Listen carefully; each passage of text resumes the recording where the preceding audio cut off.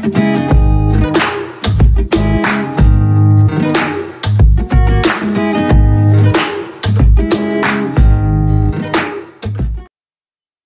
Students,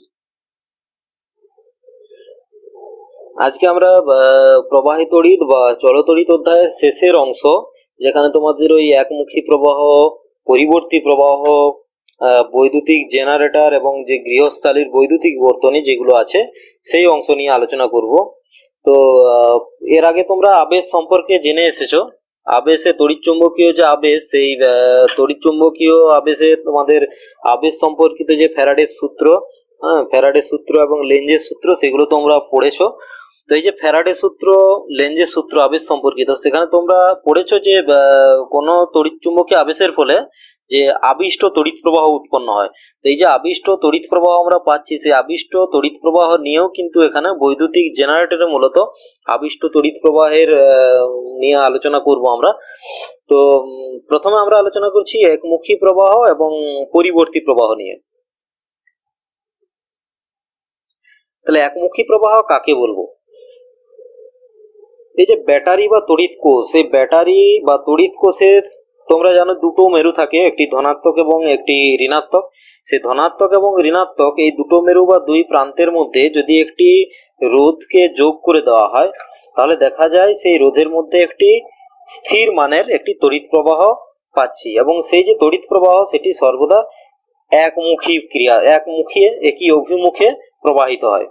তো এই যে তড়িৎ প্রবাহ, এই তড়িৎ প্রবাহকে বলা হয় সমপ্রবাহ।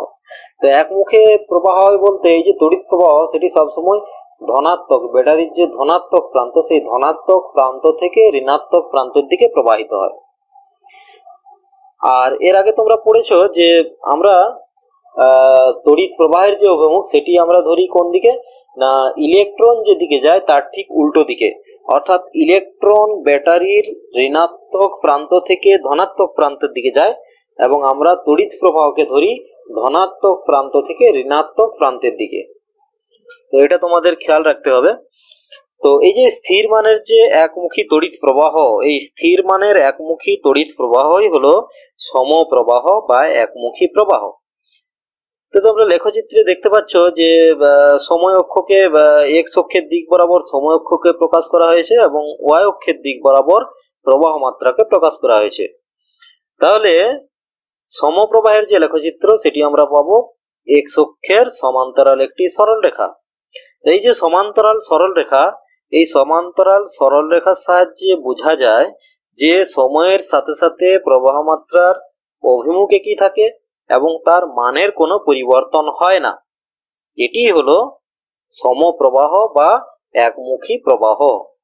এই যে একমুখী প্রবাহ, একমুখী প্রবাহ তোমরা কোথায় কোথায় দেখতে পাও না, একমুখী প্রবাহ দেখবে তোমরা ওই যে টর্চ যে আমরা ব্যবহার করি, সেই টর্চের মধ্যে যে ব্যাটারি লাগানো হয়, সেই ব্যাটারির দেখবে দুই প্রান্তে, এক প্রান্তে ধনাত্মক আর এক প্রান্তে ঋণাত্মক চিহ্ন দেওয়া থাকে, প্লাস মাইনাস চিহ্ন দেওয়া থাকে।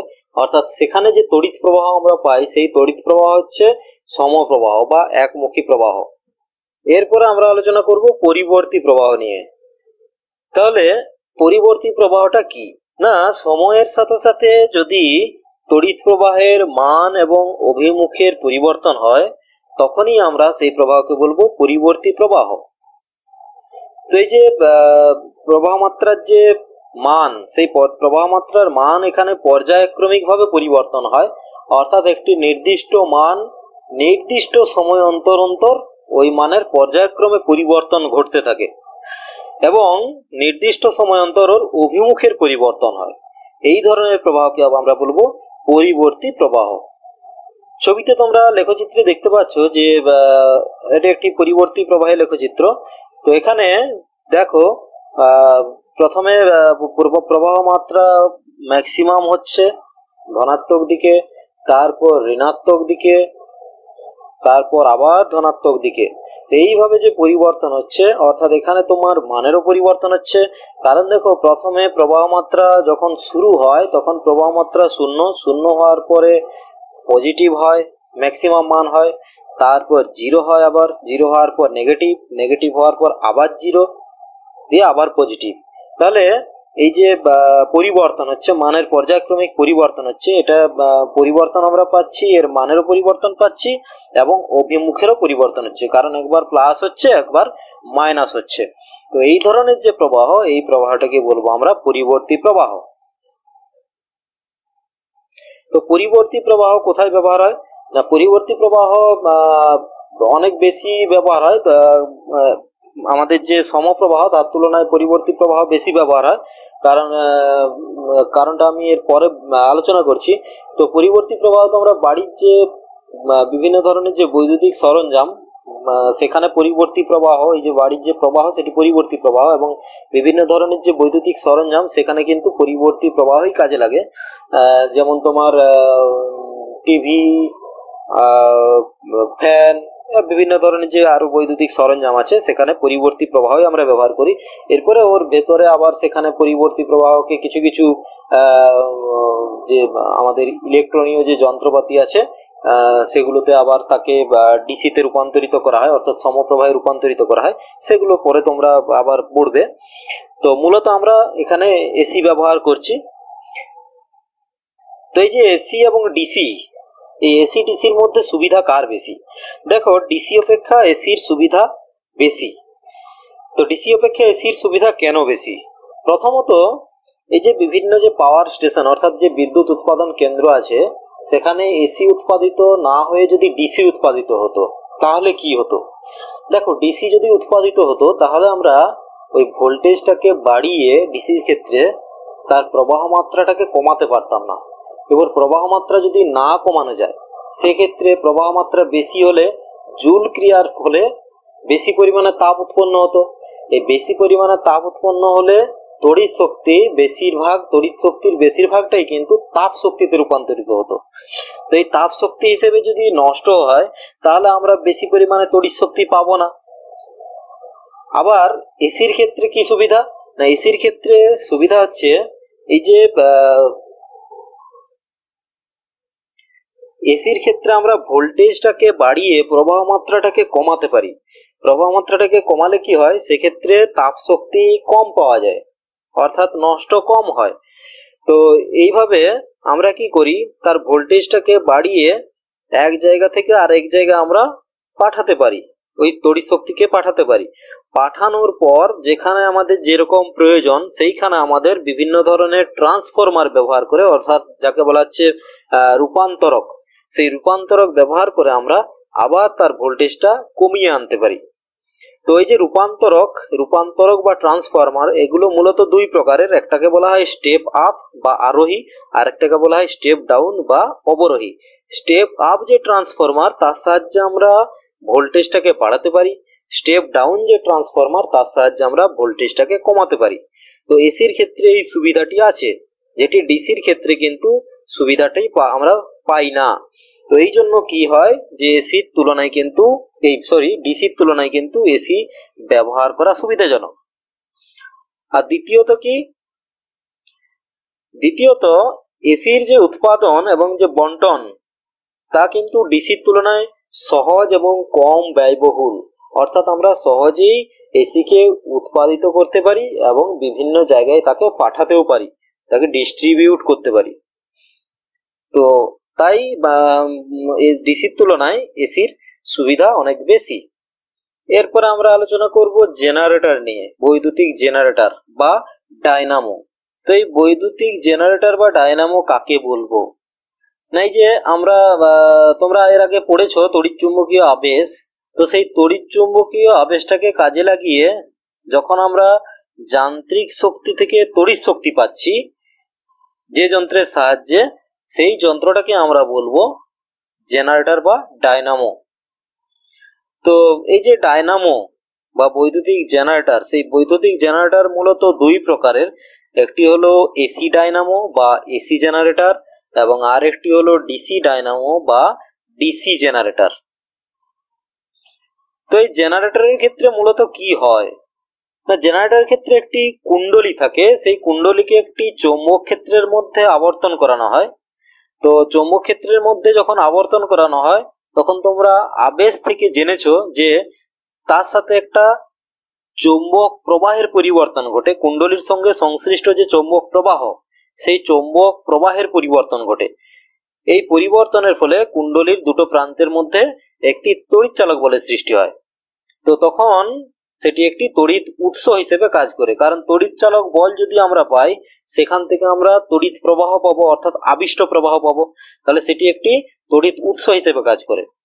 তো এইভাবে কুণ্ডলীর প্রান্তদের মধ্যে যদি আমরা একটি রোধ যোগ করে দিই, তাহলে ওই রোধের মধ্যে দিয়ে আমরা তড়িৎ প্রবাহ বা আবিষ্ট প্রবাহ যাকে আমরা বলছি, তো সেই আবিষ্ট প্রবাহ আমরা পাবো।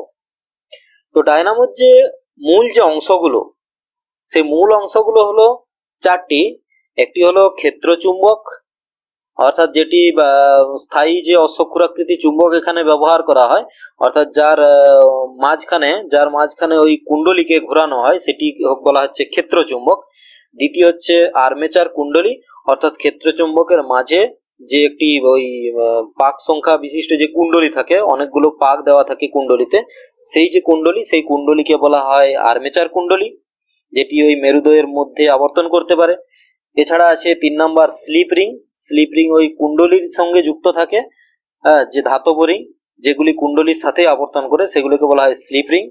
এবং 4 নম্বর হচ্ছে ব্রাশ। ব্রাশ হচ্ছে কার্বনের তৈরি দুটি ক্ষুদ্র ব্লক, যেগুলি স্লিপ রিং এর গায়ে বসানো হয়। তো এই স্লিপ রিং গুলো যখন ঘুরতে থাকে, তখন ব্রাশগুলির সঙ্গে কিন্তু সংস্পর্শ ছিন্ন হয় না, অর্থাৎ সংস্পর্শে থাকে, ব্রাশগুলোর সাথে সংস্পর্শে থাকে। তো এই মূলত এই চারটি অংশ ডায়নামোর: ক্ষেত্র চুম্বক, আর্মেচার কুণ্ডলী, স্লিপ রিং, ব্রাশ। এরপর আমরা আলোচনা করব এসি ডায়নামো নিয়ে। এসি ডায়নামো এটি একটি এসি ডায়নামোর বিভিন্ন অংশগুলি ছবিতে দেখানো হয়েছে। এসি ডায়নামোর এন এবং এস, এগুলি ক্ষেত্র চুম্বকের দুটি মেরু, এন এবং এস। অর্থাৎ এখানে যে ক্ষেত্র চুম্বকের দিক, তা হলো এন থেকে এস এর দিকে। এ বি সি ডি হলো একটি আর্মেচার কুণ্ডলী, আর S1 S2 হলো স্লিপ রিং, দুটো স্লিপ রিং, এবং B1 B2 হলো দুটি ব্রাশ। তো এখানে এই এ বি সি ডি, এই যে কুণ্ডলী, সেই কুণ্ডলীকে যদি ওই ক্ষেত্র চুম্বকের মধ্যে ঘোরানো হয়, কুণ্ডলীকে ঘোরালে তখন একটি পরিবর্তী তড়িৎচালক বল আবিষ্ট হবে ওই প্রান্তদ্বয়ের মধ্যে, কুণ্ডলীর দুই প্রান্তের মধ্যে। তো এই যে আবিষ্ট তড়িৎচালক বল, এই আবিষ্ট তড়িৎচালক বলের জন্য একটি আমরা বহির্বর্তনীতে একটি তড়িৎ প্রবাহ পাবো। তো এই বহির্বর্তনী আমরা নিচ্ছি এখানে ওই যে ব্রাশ B1 এবং B2 আছে, সেই দুটি প্রান্ত থেকে আমরা বহির্বর্তনী বা আউটপুট পাই। তো এইভাবে এরপরে তড়িৎচালক বলের যে দুটো যে প্রান্তের যে পোলারিটি বা যে ধনাত্মক এবং ঋণাত্মক প্রান্তের যে দুটো মেরু, সেই দুটো মেরুর যে পরিবর্তনের কারণ হচ্ছে চুম্বক মেরুদ্বয়ের সাপেক্ষে কুণ্ডলীর অবস্থানের পর্যায়ক্রমিক পরিবর্তন। কারণ কি, দেখো এখানে এই যে এবি বাহু প্রথমে এন মেরুর কাছে থাকে। তো এন মেরুর কাছে থাকাকালীন তড়িৎ প্রবাহ যেদিকে হয়, ওটি যখন এস মেরুর কাছে চলে আসে, তখন কিন্তু তড়িৎ প্রবাহ বিপরীত দিকে হবে। অর্থাৎ একটি স্লিপ রিং যখন প্রথম অর্ধে একটি স্লিপ রিং যখন ধনাত্মক হয়, অন্য স্লিপ রিং তখন ঋণাত্মক হয়। ফলে ধনাত্মক রিং থেকে তড়িৎ প্রবাহ বহির্বর্তনীতে ঋণাত্মক স্লিপ রিং এর দিকে হয়। আবার পরের যে অর্ধচক্র, সেই পরের অর্ধচক্রে ধনাত্মক রিংটা ঋণাত্মক হয়ে যায় এবং ঋণাত্মক রিংটি ধনাত্মক হয়ে যায়। এর ফলে তখন বহির্বর্তনীতে বিপরীত দিকে তড়িৎ প্রবাহ হয়। তো এইভাবে আমরা এসি ডায়নামোর ক্ষেত্রে কি পাচ্ছি না, একটি নির্দিষ্ট সময় অন্তর অন্তর তড়িৎ প্রবাহের অভিমুখের পরিবর্তন হচ্ছে। একবার স্লিপ রিং S1 থেকে S2 এর দিকে তড়িৎ প্রবাহ, একবার তড়িৎ প্রবাহ হচ্ছে S2 থেকে S1 এর দিকে, অর্থাৎ নির্দিষ্ট সময় অন্তর অন্তর তড়িৎ প্রবাহের অভিমুখের পরিবর্তন হচ্ছে। এটি হলো এসি ডায়নামো। এবার আমরা ডিসি ডায়নামো নিয়ে আলোচনা করব। তো ডিসি ডায়নামোর যে গঠন, সেটি এসি ডায়নামোর মতোই, সামান্য একটু পার্থক্য আছে। পার্থক্য বলতে আমরা এসি ডায়নামোতে দেখলাম যে দুটি স্লিপ রিং থাকে, কিন্তু ডিসি ডায়নামোর ক্ষেত্রে ওই দুটি স্লিপ রিং এর পরিবর্তে একটি স্লিপ রিং থাকে, এবং সেখানে ওই একটি স্লিপ রিংকে অর্ধবৃত্তের আকারে দুভাগে ভাগ করে নেওয়া হয়। তো ছবিতে তোমরা দেখতে পাচ্ছ যে দুটি স্লিপ রিং, এবং সেই দুটি স্লিপ রিংকে এখানে বলা হচ্ছে কমিউটেটর। তো সেই কমিউটেটর দুটির সাথে দুটি ব্রাশ যোগ করা থাকে, এবং সেই দুটি কমিউটেটরের সাথে ওই আর্মেচার কুণ্ডলীর দুই প্রান্ত এখানে যোগ করা থাকে। তো এখানে কি হয়, ওই যে দুটি কমিউটেটর, সেই কমিউটেটর গুলো কিন্তু ওই আর্মেচারের সাথে সাথে ঘুরতে থাকে। এর ফলে কি হয় যে দুটি ব্রাশের ক্ষেত্রে যখন প্রথমে এবি বাহু এবিসিডি যে আমরা ধরেছিলাম, সেই এবি বাহু যখন এন প্রান্তের দিকে থাকে, যখন এন প্রান্তের কাছে থাকে, তখন তড়িৎ প্রবাহ যেদিকে হয় ওই এবি বাহু এস প্রান্তের কাছে থাকলেও কিন্তু তড়িৎ প্রবাহ সেই দিকেই হবে। কারণ কি, এবি বাহু এন প্রান্তের কাছে থাকলে তড়িৎ প্রবাহ এ থেকে বি এর দিকে হলে, ওটি যখন এস প্রান্তের কাছে থাকে তখন তড়িৎ প্রবাহ হয় বি থেকে এ এর দিকে। অর্থাৎ আমরা বহির্বর্তনীতে একমুখী প্রবাহ পাই। তো এই জন্যই এক্ষেত্রে কিন্তু পোলারিটি অপরিবর্তিত থাকে, অর্থাৎ দুই প্রান্তের যে ধনাত্মক এবং যে ঋণাত্মক প্রান্ত, সেই প্রান্তগুলোর ব্রাশ দুটির যে পোলারিটি, সেই পোলারিটি অপরিবর্তিত থাকে। তো এটি হলো ডিসি ডায়নামো। এরপরে আমরা তাপবিদ্যুৎ এবং জলবিদ্যুৎ উৎপাদন নিয়ে আলোচনা করব, সংক্ষেপে আলোচনা করব। তো প্রথমে তাপবিদ্যুৎ উৎপাদন। তো এই যে তাপবিদ্যুৎ উৎপাদন, তাপবিদ্যুৎ কেন্দ্রে যে শক্তি উৎপাদনের যে কার্যকর বস্তু, সেই কার্যকর বস্তু হিসেবে এখানে ব্যবহার করা হয় জল এবং জলীয় বাষ্পের মিশ্রণ। আর শক্তির উৎস হিসেবে ব্যবহার করা হয় জীবাশ্ম জ্বালানি, অর্থাৎ যে কয়লা, বিভিন্ন ধরনের যে কয়লা, বিটুমিনাস কয়লা, পিট, এই যে বিভিন্ন ধরনের কয়লা, সেই কয়লা এখানে ব্যবহার করা হয় জ্বালানি হিসেবে, শক্তির উৎস। তো এই জ্বালানি চালিয়ে স্টিম বয়লারে আমরা স্টিম উৎপন্ন করি। তো এই যে স্টিম উৎপন্ন করার পর সেটি উচ্চ চাপে রাখা হয়, উচ্চ চাপে স্টিম উৎপন্ন করা হয়। তো এই স্টিমকে এবারে উত্তাপকের সাহায্যে প্রচুর পরিমাণে উত্তপ্ত করা হয়। এই উত্তপ্ত স্টিম টারবাইনে প্রবেশ করানো হয় এবং টারবাইনের যখনই সেটি প্রবেশ করে তো সেটি টারবাইনের ব্লেডকে ঘোরায়। তো এই যে টারবাইনের ব্লেড ঘোরানোর ফলে সেখানে আমরা বিদ্যুৎ উৎপাদন হয়, টারবাইনের যে ব্লেড ঘুরতে থাকে, ঘোরার ফলে আমরা সেখানে বিদ্যুৎ পাই। তো এই যে স্টিম, সেই স্টিম যখন টারবাইনে প্রবেশ করে তখন তার চাপ হঠাৎ হ্রাস পেয়ে যায়। এর ফলে চাপ হ্রাস পেলে তার আয়তন বেড়ে যায়। এবারে যে সেখানে টারবাইনের মধ্যে যে রোটার থাকে, সেই রোটারের শক্তি হস্তান্তরিত হয় এবং সেই স্টিম ঘনীভবন কক্ষে চলে যায়। ঘনীভবন কক্ষে যাওয়ার পর তাকে স্টিমটাকে ঘনীভূত করা হয়, ঘনীভূত করার পর তাকে আবার জলে রূপান্তরিত করা হয় এবং এইভাবে একটি চক্র পুনঃ পুনঃ সম্পন্ন করা হয়। তো এইভাবে এখানে তাপ উৎপাদন, তাপ বিদ্যুৎ কেন্দ্রে তাপ উৎপাদন করা হয়, তাপ বিদ্যুৎ কেন্দ্রে বিদ্যুৎ উৎপাদন করা হয়। এর পরের ছবিতে তোমরা দেখতে পাবে যে একটি দেখানো হয়েছে তাপ বিদ্যুৎ উৎপাদন কেন্দ্রের একটি ছবি দেখানো হয়েছে, অর্থাৎ সেখানে কিভাবে তাপ শক্তি থেকে আমরা তড়িৎ শক্তি পাচ্ছি সেটি একটি ছবি দেখানো হয়েছে। এরপরে আমরা আলোচনা করব জলবিদ্যুৎ উৎপাদন নিয়ে। তো জলবিদ্যুৎ উৎপাদন কেন্দ্রে এখানে তোমরা জলবিদ্যুৎ কথাটা শুনেই বুঝতে পারছো যে এখানে মূলত আমরা জলকে ব্যবহার করব। সেখানে যেমন তাপকে ব্যবহার করছি, এখানে জলের যে শক্তি, সেই জলের শক্তিকে ব্যবহার করে আমরা তড়িৎ শক্তি পাবো। তো ওই জন্য এখানে বলা হচ্ছে জলবিদ্যুৎ উৎপাদন। তো এখানে কি করা হয়, একটি জলাধার, একটি উচ্চ জায়গায় একটি জলাধার নির্মাণ করা হয়। সেই জলাধারে জলকে সঞ্চিত রাখা হয়। সেই সঞ্চিত জলকে উপর থেকে নিচে ফেলা হয় এবং নিচে টারবাইন রাখা থাকে। টারবাইনের মধ্যে যদি ওই জলকে ফেলা হয়, সেই জলের যে শক্তি, অর্থাৎ জলের যে উপর থাকার ফলে যে স্থিতিশক্তি, সেই স্থিতিশক্তির ফলে আমরা সেখান থেকে যে টারবাইনের উপর যখন পড়ছে, সেই টারবাইন ঘুরতে থাকে। টারবাইন ঘোরার ফলে সেখান থেকে আমরা বিদ্যুৎ উৎপাদন করি। তো এইভাবে জলের যে শক্তি, সেই জলের শক্তিকে কাজে লাগিয়ে, অর্থাৎ যান্ত্রিক শক্তিকে কাজে লাগিয়ে এখানে আমরা তড়িৎ শক্তি পাচ্ছি। তো এই হলো জলবিদ্যুৎ উৎপাদন, এইভাবে জলবিদ্যুৎ উৎপাদন করা হয়। এবারে আমরা আলোচনা করব গৃহস্থালীর বৈদ্যুতিক বর্তনী সম্পর্কে। তো গৃহস্থালীর বৈদ্যুতিক বর্তনী, গৃহস্থালীতে যে বর্তনী থাকে সেটি তোমরা এর আগে পড়েছো যে গৃহস্থালির যে সমবায়, তোমরা রোধের সমবায়ে পড়েছো, গৃহস্থালির যে সমবায় সেটি সমান্তরাল সমবায়ে যোগ থাকে। গৃহস্থালির বিভিন্ন ধরনের যে বৈদ্যুতিক যন্ত্রপাতি সেগুলি সব সমান্তরাল সমবায়ে যোগ থাকে। তো গৃহস্থালির যে বৈদ্যুতিক বর্তনীতে যে যে ধরনের উপাদান ব্যবহৃত হয় তার কিছু নিয়ে এখানে আমরা আলোচনা করব। তো প্রথমে আসছি সুইচ। সুইচ জিনিসটি কি না, বর্তনীতে যে তড়িৎ প্রবাহ যাচ্ছে সেই তড়িৎ প্রবাহকে আমরা ইচ্ছে মতো চালু বা বন্ধ করার জন্য যে যন্ত্র ব্যবহার করি সেটি হলো সুইচ। তো অর্থাৎ যে অন অফ করার যে যন্ত্র সেটিকে আমরা বলবো সুইচ। এই সুইচ মূলত দুই প্রকারের, একটা হলো একক মেরু সুইচ আর একটা হলো দ্বিমেরু সুইচ বা ডুয়েল সুইচ। তো কোনো একটি তড়িৎ যন্ত্রের মধ্য দিয়ে প্রবাহ চালু বা বন্ধ করার জন্য একক মেরু সুইচ ব্যবহার করা হয়। অর্থাৎ একক মেরু সুইচ যন্ত্র থেকে লাইভ তারকে বিচ্ছিন্ন করে অন্যদিকে দ্বিমেরু সুইচ তড়িৎ যন্ত্র থেকে লাইভ তার এবং নিউট্রাল তার উভয়কে বিচ্ছিন্ন করে। অর্থাৎ যে দ্বিমেরু সুইচ, সেই দ্বিমেরু সুইচকে আমরা বলবো অন অফ ডিভাইস, অর্থাৎ সুইচকে আমরা বলবো অন অফ ডিভাইস।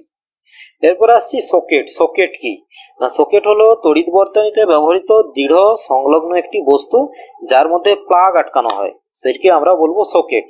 তোমরা এগুলো দেখেছো যে প্লাগ আটকানো হয়, তিনটি এখানে ছিদ্র করা থাকে।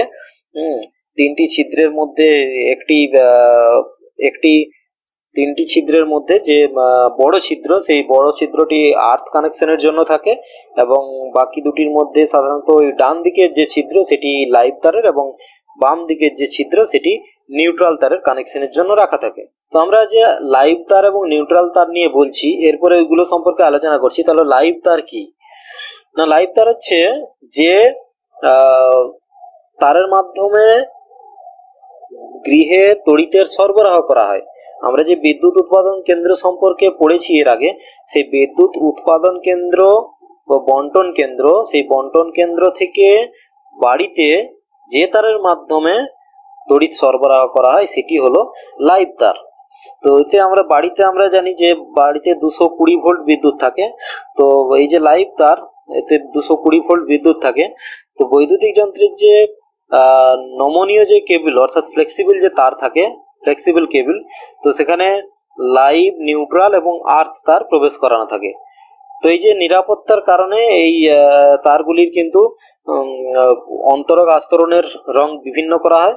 প্রথমে আমরা ওই জানি যে পূর্বে প্রথমে ওই লাইভ তারের অন্তরকের রং ছিল লাল, কিন্তু এখন আন্তর্জাতিক পদ্ধতিতে লাইভ তারকে বাদামি দ্বারা চিহ্নিত করা হয়। তো নিউট্রাল তার, নিউট্রাল তার সেটিও বিদ্যুৎ কেন্দ্র থেকে সরবরাহ করা হয়। তো এই তারটি ব্যবহার করা হয় বর্তনীর সংযোগ সম্পূর্ণ করার জন্য। এখন বৈদ্যুতিক যন্ত্রকে বর্তনীতে সংযুক্ত করা হলে তড়িৎ প্রবাহ লাইভ তার থেকে যন্ত্রের মধ্য দিয়ে প্রবাহিত হয়ে নিউট্রাল তারের মাধ্যমে বিদ্যুৎ কেন্দ্রে আবার ফিরে যায়। তো এই যে নিউট্রাল তার, সেই নিউট্রাল তারের আগে ওটি কালো রং ব্যবহার করা হতো, কিন্তু এখন আন্তর্জাতিক পদ্ধতি অনুযায়ী নিউট্রাল তারের অন্তরকের বর্ণ এখন হয় হালকা নীল। এরপরে আসছি আর্থ তার। আর্থ তার, এই তারটি কেবলমাত্র আমরা নিরাপত্তার কারণে ব্যবহার করি। তো এই নিরাপত্তার কারণে যে তারটি ব্যবহার করা হয়, এটি কিরকম ভাবে নিরাপত্তা প্রদান করে না, ধরো কোনো কারণে বর্তনীতে সংযুক্ত যে যন্ত্র, সেই যন্ত্রে কোনো কারণে ত্রুটি আছে।